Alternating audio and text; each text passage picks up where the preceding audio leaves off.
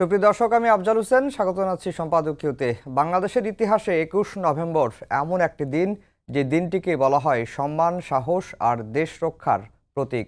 ১৯৭১ সালের এই দিনেই একসঙ্গে যুদ্ধে নামে সেনা, নৌ ও বিমান বাহিনী।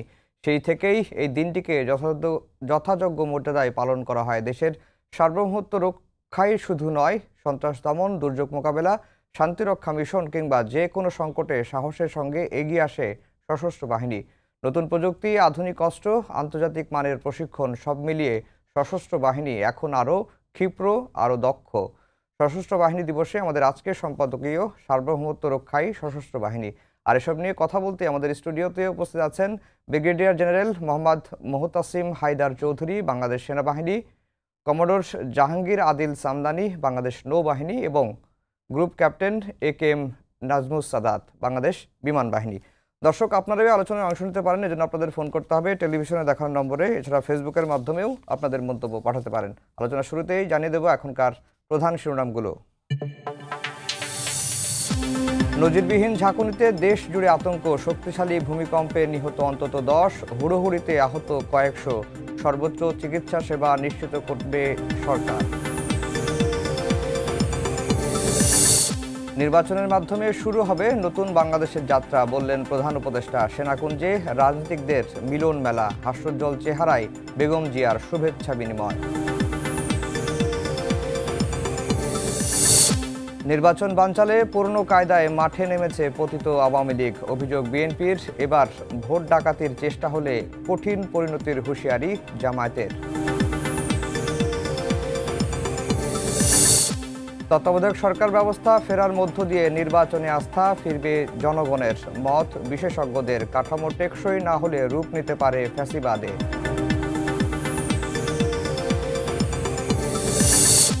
নিরাপত্তা উপদেষ্টার ভারত সফরে সম্পর্ক স্থিতিশীল করার সুযোগ দেখছেন বিশ্লেষকরা। দিল্লিতে ইতিবাচক বার্তা দেবে ভুটানের প্রধানমন্ত্রীর সফরও।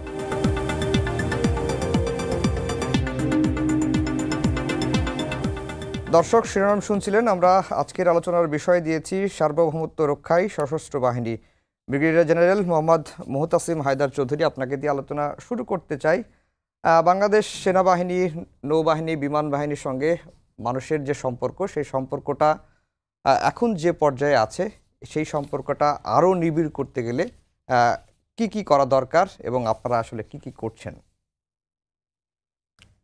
বিসমিল্লাহির রহমানির রহিম।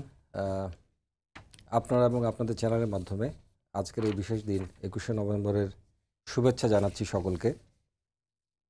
আপনারা জানেন যে 21শে নভেম্বর আমরা পালন করি সশস্ত্র বাহিনী দিবস উপলক্ষে, এবং এই দিনটা আসলে এসেছে 1971 সালের মুক্তিযুদ্ধকালীন সময়ের মধ্যে দিয়ে। তো সশস্ত্র বাহিনী দিবস আমরা যে কারণে পালন করি, যে এই দিন আমাদের সকল বাহিনী একত্রিত হয়ে যুদ্ধ আরম্ভ করেছিল। আমরা যদি বলি যুদ্ধের বিভিন্ন পর্যায়ে আমরা বিভিন্নভাবে যুদ্ধ পরিচালনা করে থাকি। শেষ পর্যায়ে হয়তোবা আমরা বলি এটাকে, যদি নিজস্ব ভাষায় বলি, মরণ কামড় দেয়া বা ফাইনাল অফেন্সিভ, আমরা সামরিক পরিভাষায় যেটা বলি। তো সেরকম একটা পরিস্থিতি শুরু হয়েছিল 21শে নভেম্বরে, এবং এই ফাইনাল অফেন্সিভ এখানে শুধু সেনা, বিমান এবং নৌ নয়, এর সাথে কিন্তু সাধারণ জনগণও সম্পৃক্ত ছিলেন, জি, সকল মুক্তিযোদ্ধারা। তো এই দিবসটা, এই জন্য আমি বলবো, এটা শুধুমাত্র আমাদের বাহিনীগুলোর দিবস না, এটা সকল জনগণের জন্যই একটা দিবস।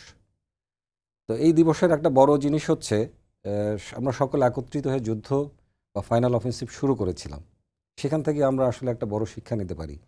আমাদের যুদ্ধ জয়ের পিছনে 3 বাহিনীর একত্রিত একটা চেষ্টা, এবং সেই সঙ্গে সমগ্র দেশের জনগণের সম্পৃক্ততা, এর মাধ্যমে কিন্তু আমরা আমাদের যুদ্ধের জয়টা পেয়েছিলাম। তো আমরা যদি বলতে পারি আমাদের ভবিষ্যতের জন্য আমাদের শিক্ষাটা কী, বা এই দিবসের বিশেষত্বটা কী, 1971 সালের অভিজ্ঞতাকে কাজে লাগিয়ে আমরা বলতে পারি যে যুদ্ধ জয়ের জন্য এটা শুধুমাত্র সামরিক বাহিনী নয়, দেশের সকল অঙ্গের একীভূত প্রচেষ্টার মাধ্যমে আমরা যুদ্ধ জয় করতে পারি।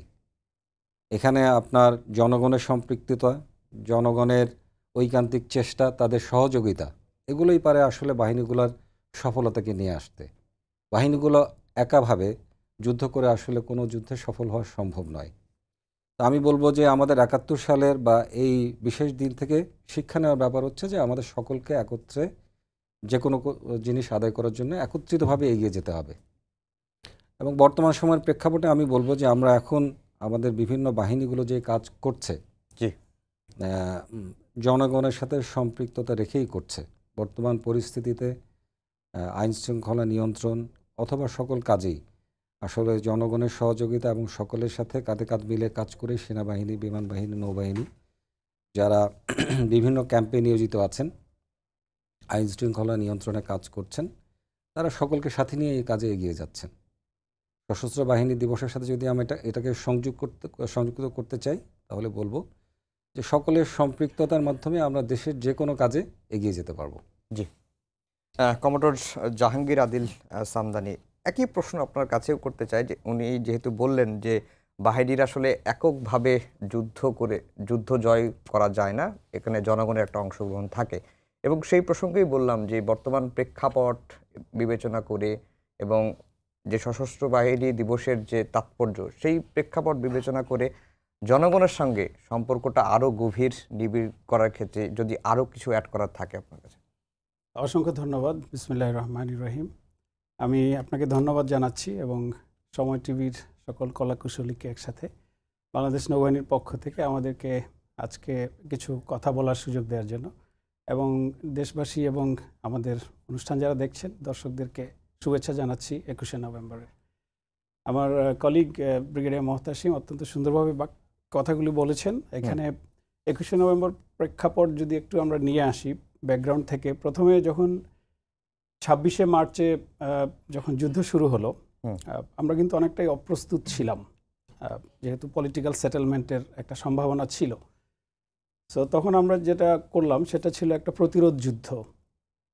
পরবর্তীতে যখন কিছুটা গুছিয়ে উঠলাম আমরা, তখন তো বিমান বাহিনী এবং নৌবাহিনী আসলে বলতে কিছু ছিল না।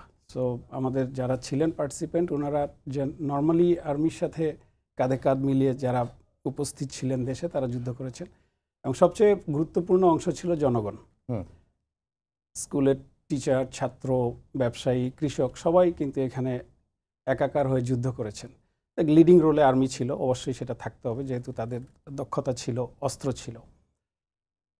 তো যখন কিছুটা গুছানো হয়ে গেল, তখন আমরা গেরিলা যুদ্ধের দিকে গেলাম। ওই সময়ই আপনার সেই 11টা সেক্টর গঠন করা হলো। ধীরে ধীরে সেপ্টেম্বর পর্যন্ত Z force, K force, S force তৈরি করা হলো। আমরা কিছুটা গুছিয়ে উঠলাম। এবং আপনি খেয়াল করবেন যে নৌবাহিনীর যে ইম্পর্ট্যান্ট একটা অপারেশন জ্যাকপট আপনার 15-16 আগস্টে করা হয়েছিল 71 সালে, এবং অথবা বিমান বাহিনীর গুরুত্বপূর্ণ অপারেশন যেটা সেপ্টেম্বর মাসে করা হয়েছিল, এগুলি সবই 21শে নভেম্বরের আগে। এবং 21শে নভেম্বরের পর থেকেই আমরা জেনারেলি এক্স্যাক্টলি 21শে নভেম্বর ডেট হিসাবে এটাকে বলা মুশকিল কখন এক্স্যাক্টলি আমরা একসাথে কাজ শুরু করলাম। বাট আপনি যুদ্ধের ধারাটা যদি দেখেন, তাহলে 21শে নভেম্বরের পরে দেখবেন আমরা কিন্তু আক্রমণাত্মক মোডে চলে গিয়েছিলাম। 3 ডিসেম্বর থেকে মিত্রবাহিনীও আমাদের সাথে যোগদান করেছে, এবং ওই দিনই আমাদের কনভার্টেড 2টা টাগবোট, যেটা পদ্ম এবং পলাশ, সেই 2টি জাহাজ নিয়ে আমরা মংলা বন্দরে অনেক অপারেশন করেছিল। প্রায় 57টা অপারেশন এই 2টা শিপ করেছিল। এবং ওনাদের উদ্দেশ্য ছিল আরও অ্যাডভান্স হয়ে, যেখানে পাকিস্তানি নৌবাহিনীর অফিসার এবং সেলররা আশ্রয় নিয়েছিল, বিএনএস তিতুমির বর্তমানে যেটা, সেটাকে দখল করা। সো মূল ফরম্যাটটাই তখন কিন্তু আপনার আক্রমণাত্মক হয়ে যায়। সো এই 3টা স্টেপকে যদি আমরা দেখি, আসলে 21শে নভেম্বরে আমাদের 3 বাহিনীর একাত্মতা এবং সাধারণ মানুষের যে স্বতঃস্ফূর্ত অংশগ্রহণ, সব কিছু মিলে একটা আবহ 21শে নভেম্বর, সে যেটা বললো যে আসলে এটা শুধু আমাদের জন্য না, এটা সারা দেশবাসীর জন্য একটা গুরুত্বপূর্ণ একটা দিন।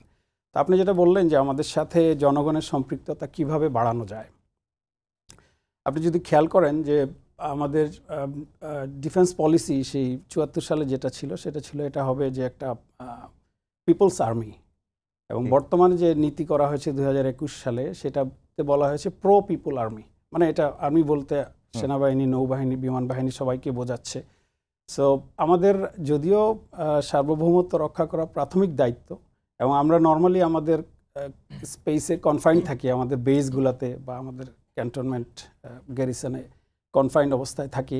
আমাদের যেহেতু জনগণের সাথে ন্যাচারালি সম্পৃক্ততাটা কম থাকার কথা, বাট প্রত্যেকটা, আমি নেভির কথা বলছি যে আমাদের মূল কাজ কোর ডিউটির পাশাপাশি যে এক্সট্রা ক্যাপাসিটি থাকে, ফর এক্সাম্পল আমাদের যে শিপগুলো আছে বা আমাদের যে ইউটিলিটি ভেহিকেলগুলো আছে, মানে যেগুলি ভেসেলগুলি আছে, সেগুলি আপনার দুর্যোগ মোকাবেলার সময় সেগুলি পুরোপুরিভাবে আমরা ব্যবহার করি যতটুকু ক্যাপাসিটি করা যায়।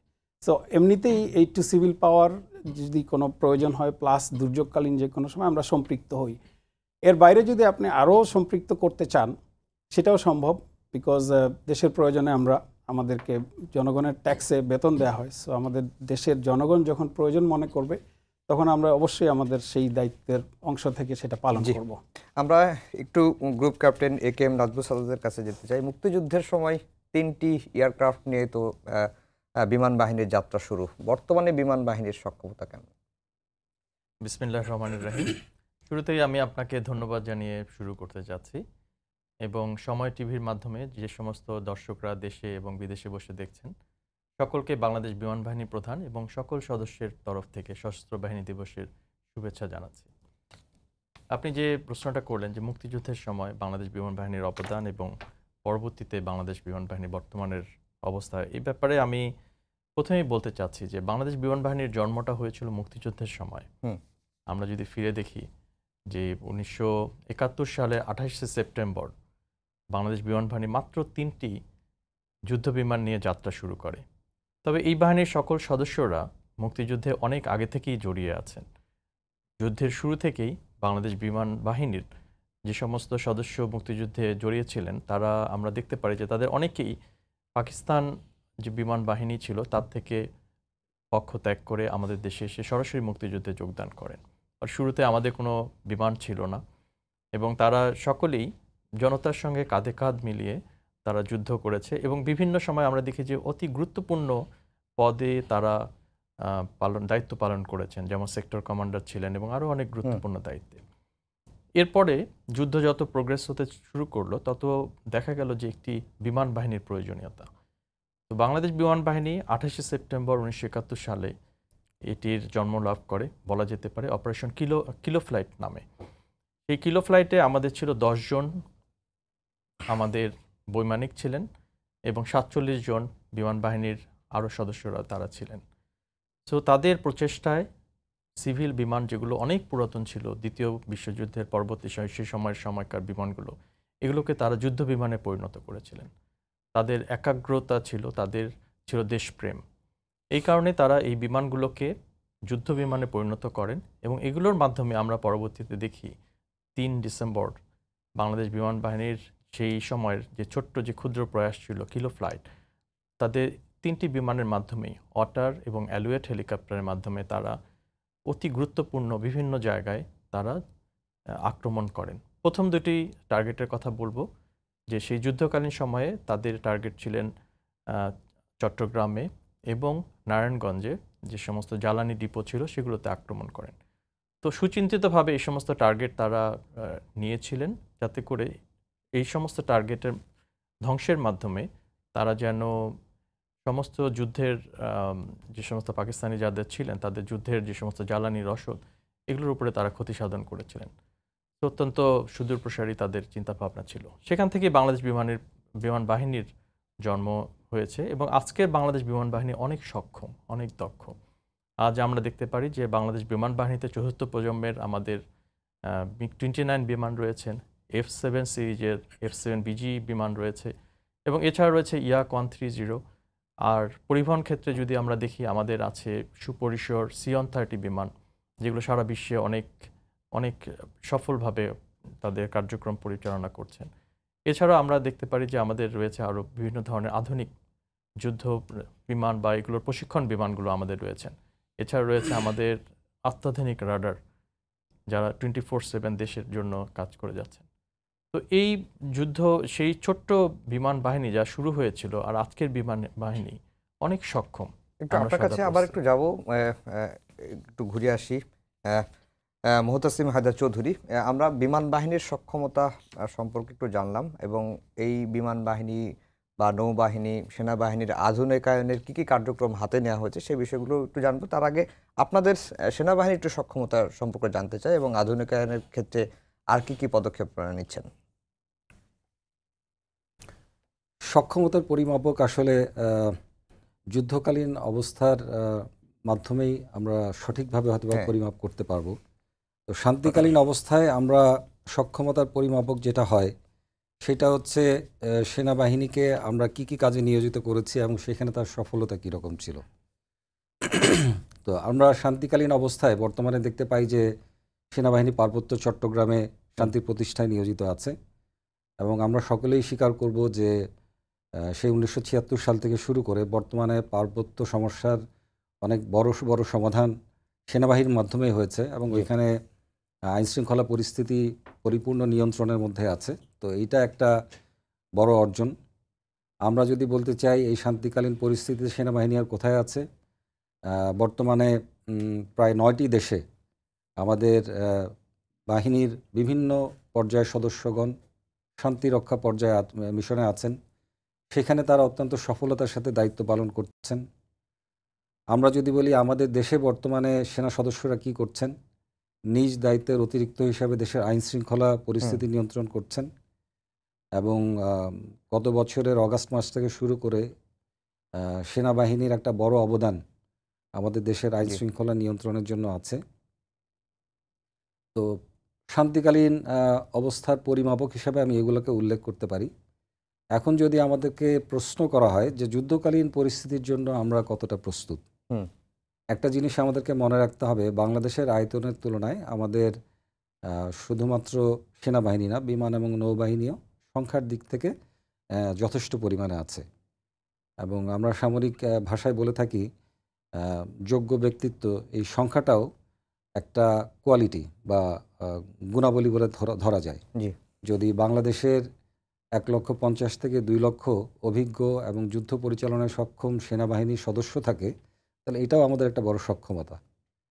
তারপরে আসি আমাদের দেশের আসলে লক্ষ্যটা কি। আমরা জানি যে আমাদের যুদ্ধ নয় বা বৈরিতা নয়, শান্তিটাই হচ্ছে আমাদের লক্ষ্য। তো সেক্ষেত্রে আমাদের দেশ যদি কোনো সময় যুদ্ধকালীন পরিস্থিতিতে আপতিত হয় বা পতিত হয়, তাহলে আমরা কি আমাদের নিজেদের দেশকে রক্ষা করতে পারবো কিনা। তো সংখ্যার কথা বললাম, আমাদের বর্তমান যে সক্ষমতা আছে নিজের দেশকে রক্ষা করার ব্যাপারে আমি এবং সেনাবাহিনীর প্রায় সকল সদস্যই বলবে এই ব্যাপারে আমরা সক্ষম। এখন যেটা সময়ের সাথে একটা জিনিস বলতে হয় যে আমাদের আধুনিকায়নটা, আপনি যেটা বলেছেন, এটা অপরিহার্য একটা বিষয়। একটা জিনিস মনে রাখতে হবে যে আসলে আমরা কখনোই আরেকজনের কাছ থেকে যুদ্ধাস্ত্র কিনে যুদ্ধ পরিচালনা করা একটা অসম্ভব ব্যাপার।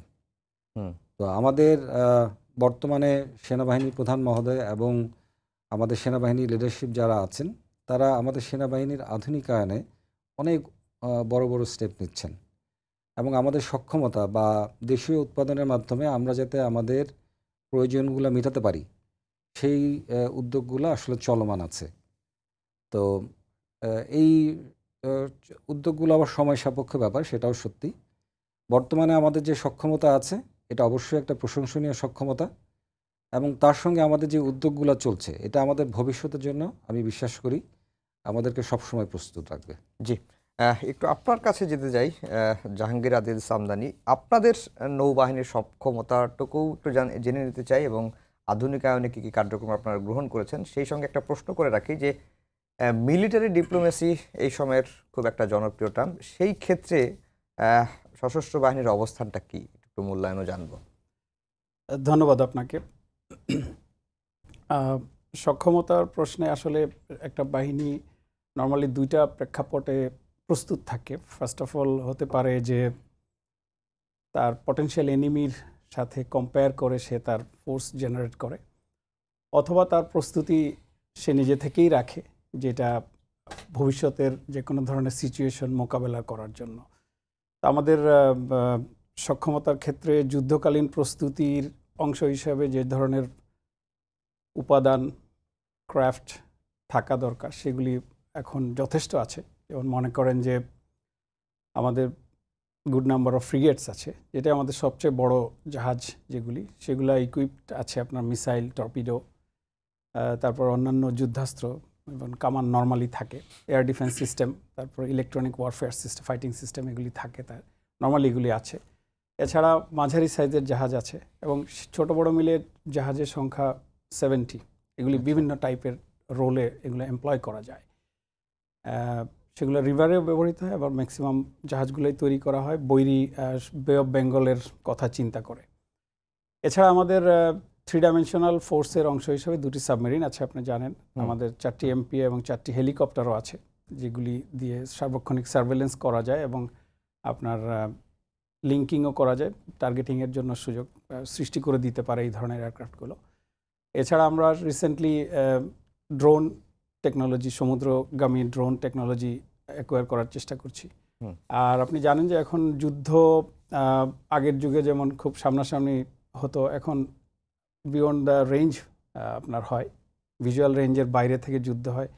এবং আরও এক ধরনের যুদ্ধ যেটাকে বলে চতুর্থ জেনারেশন যুদ্ধ, সেগুলি আপনার সোশ্যাল মিডিয়া বা অন্যান্য সাইবার স্পেসে যেটা হয়, এগুলোর জন্য আমরা নিজেদেরকে প্রস্তুত রাখছি।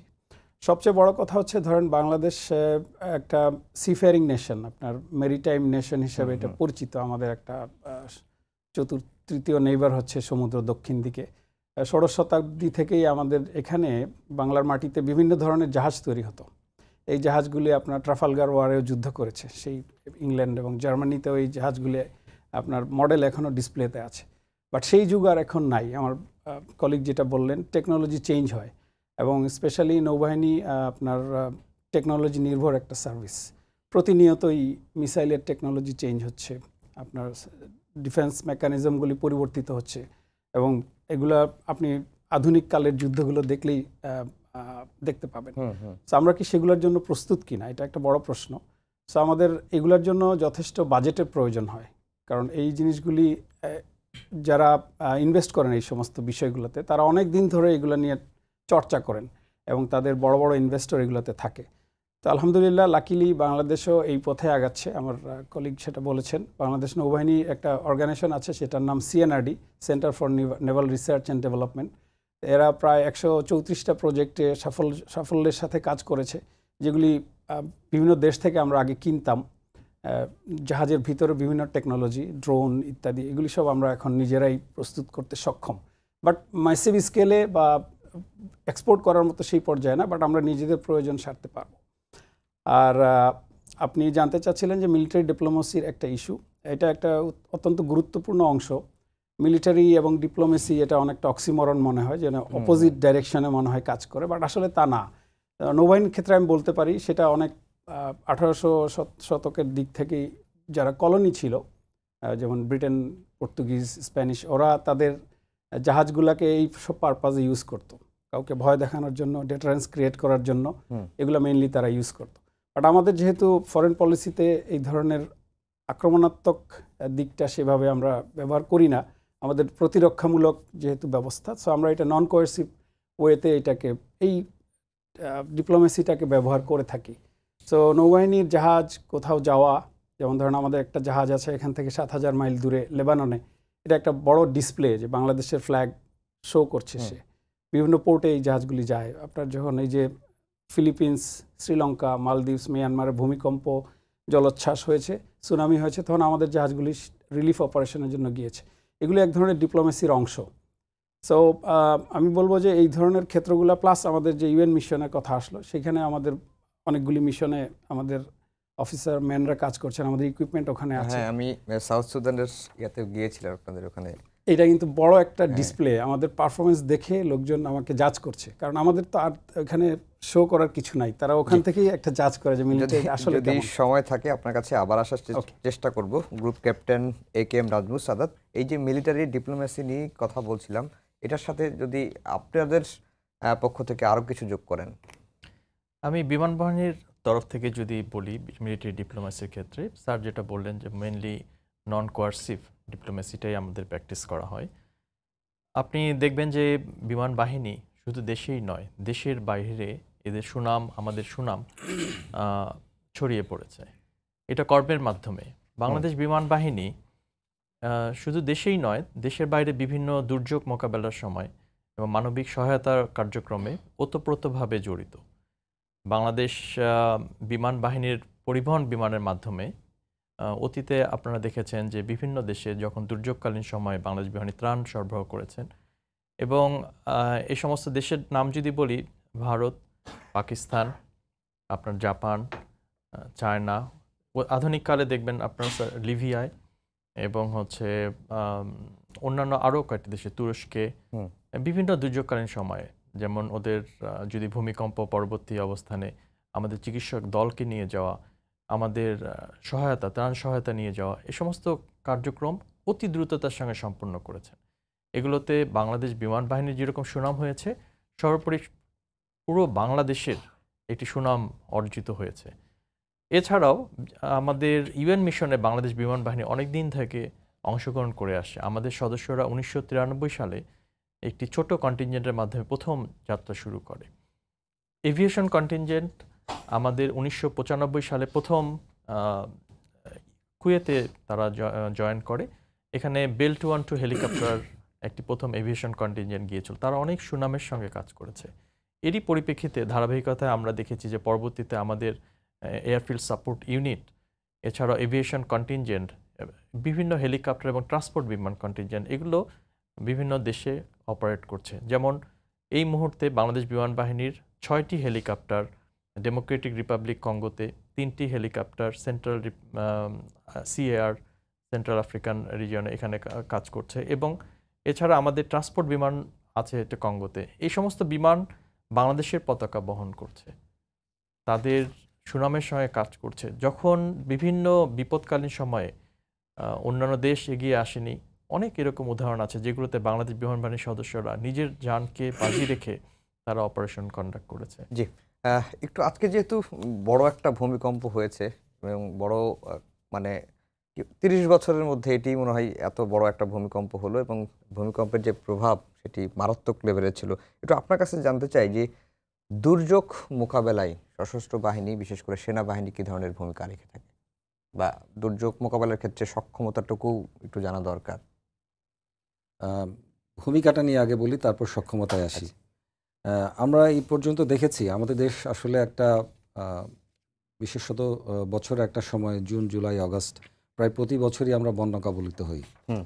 তো সেনাবাহিনীর বিভিন্ন কার্যক্রম আমরা প্রায় প্রতি বছরই এটা লক্ষ্য করে থাকি।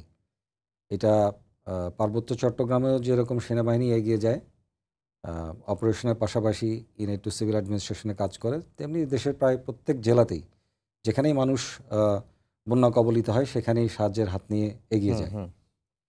তো সেনাবাহিনী আসলে এই ধরনের কাজের জন্যে নিজের অতিরিক্ত দায়িত্ব হিসাবে নিজেকে প্রশিক্ষিত করে। এটা আমাদের বাৎসরিক প্রশিক্ষণের একটা অংশ। তো এই পর্যায়ে ভূমিকম্প বা যে কোনো প্রাকৃতিক দুর্যোগের জন্য কি করতে হবে, এটা সেনাবাহিনীর একটা প্রশিক্ষণের একটা অংশ হিসাবে আমরা বিভিন্ন কার্যক্রম পরিচালনা করে থাকি। এবং আমি যদি বলি যে আমরা কিভাবে প্রস্তুত থাকি, আপনারা হয়তো বা জানেন যে আমাদের দেশে বর্তমানে প্রায় 10টা ডিভিশন আছে দেশের বিভিন্ন জায়গাতে। তো প্রত্যেকটা ডিভিশনে এরকম কিছু ছোট ছোট সংগঠন করা থাকে যে দেশের যে কোনো দুর্যোগের মুহূর্তে যেরকম এরকম ভূমিকম্প হলে তখন কি করণীয়, এবং তারা তাদের বিভিন্ন সরঞ্জামাদি নিয়ে এগুলো আপনার প্রস্তুত অবস্থায় থাকে। যদি কখনো এরকম হয় তাহলে যাতে ইমিডিয়েট রেসপন্স হিসাবে সেনাবাহিনী বিভিন্ন যে জায়গাগুলো এফেক্টেড হবে সেই জায়গায় যাতে নিয়োজিত হতে পারে। তো প্রত্যেকটা ডিভিশনেরই এই সক্ষমতা আছে, এবং যেহেতু আমরা এই বিষয়ে প্রশিক্ষিত, আমরা আশা করি যে এরকম পরিস্থিতি আমাদের দেশে না হোক, আর যদি কখনো হয় তাহলে অবশ্যই সেনাবাহিনী সফলতার সাথে তার দায়িত্ব পালন করতে সক্ষম হবে। জি, একটু আপনার কাছে জানতে চাই, এই ব্লু ইকোনমির বিষয়টা একটু এড়িয়ে গিয়েছিলাম। ব্লু ইকোনমির সম্ভাবনাটা আসলে কতটা বিশাল, আর দুর্যোগ মোকাবেলায় আপনাদের ভূমিকাটা কী ধরনের থাকে বা সক্ষমতার বিষয়টি কীভাবে? ধন্যবাদ আপনাকে। আমি দুর্যোগ মোকাবেলার বিষয়টা আগে একটু বলে নিই, যেহেতু কন্টিনিউ হবে ভালো। সেনাবাহিনীর মতোই আমাদের যে সমস্ত জাহাজ আছে কোস্টাল রিজিয়নে, যেহেতু এগুলি নর্মালি প্রয়োজন হয়, আর এছাড়া আপনার সমুদ্রে যদি কোনো সার্চ অ্যান্ড রেস্কিউ মিশনে প্রয়োজন হয় তাহলে যে কোনো জাহাজ, যে কোনো হেলিকপ্টার ব্যবহার করা যায়। তো সবগুলি জাহাজেরই নিজস্ব কিন্তু একটা স্টোর থাকে, যেহেতু তার ভিতরে লোকজন থাকে এবং এটা 24/7 ম্যান করা হয়। সো এই প্রস্তুতিটা সবসময় থাকে। আর যখনই কোনো ধরনের দুর্যোগের কথা আসে তখন নর্মালি এগুলি আর্ম ফোর্সেস ডিভিশন থেকে অর্গানাইজ করা হয়।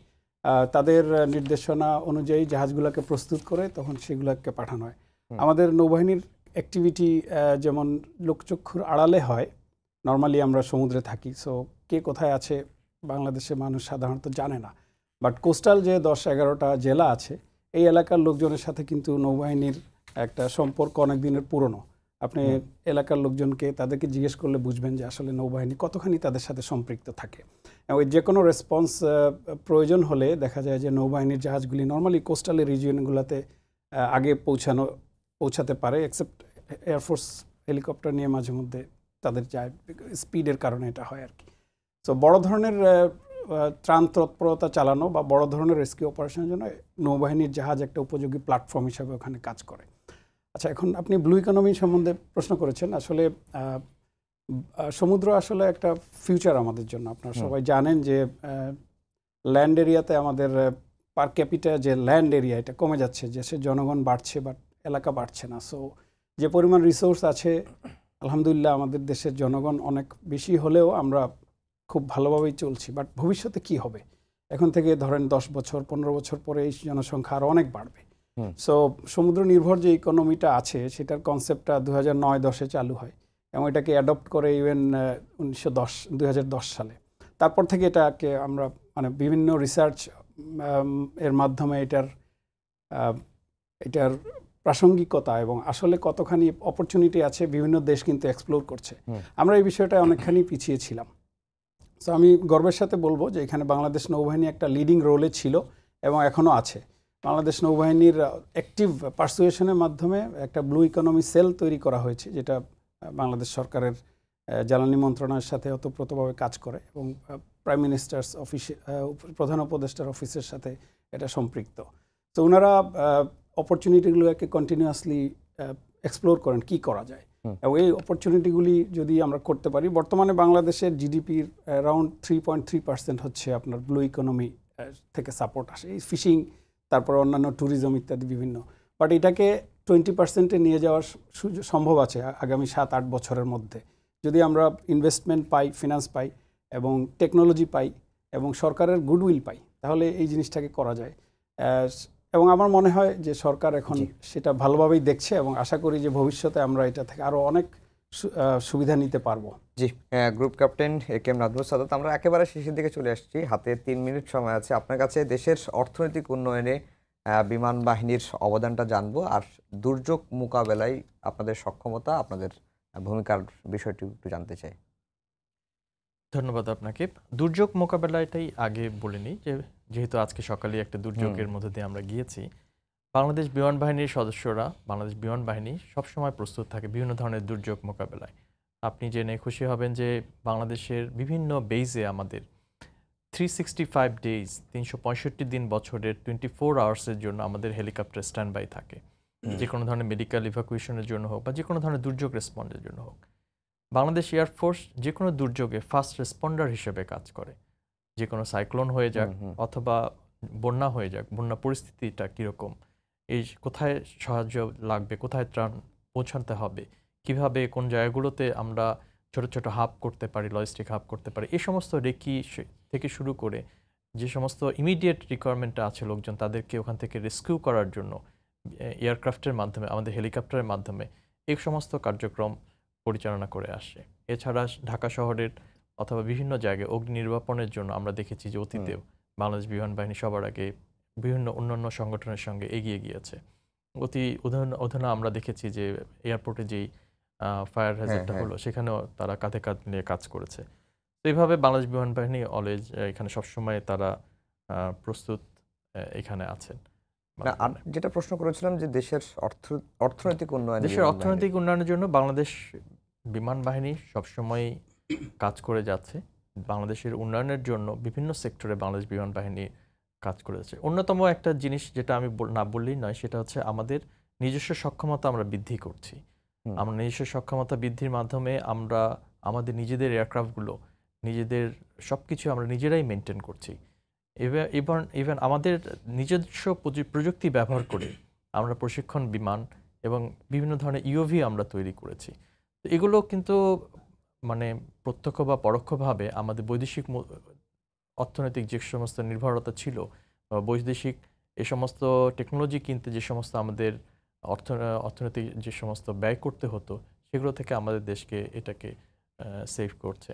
এছাড়া আপনি জানবেন যে আমাদের যে এডিআইজেড এবং এডিএনসি তৈরি করা হয়েছে এবং আমাদের রেডারগুলো সবসময় বাংলাদেশের আকাশসীমার উপর দিয়ে যে কোনো বিমান চলাচল করছে সবগুলোকে তারা মনিটর করে। জি। এখন তাদের মাধ্যমে বিভিন্ন রেভিনিউ আসছে, পরোক্ষভাবে এখানেও বাংলাদেশ বিমান বাহিনীর অবদান আছে। জি, তিনজনকেই অসংখ্য ধন্যবাদ জানিয়ে শেষ করছি আমাদের আজকের সম্পাদকীয়। আগামীকাল আবারও দেখা হবে একই সময়ে। শুভরাত্রি।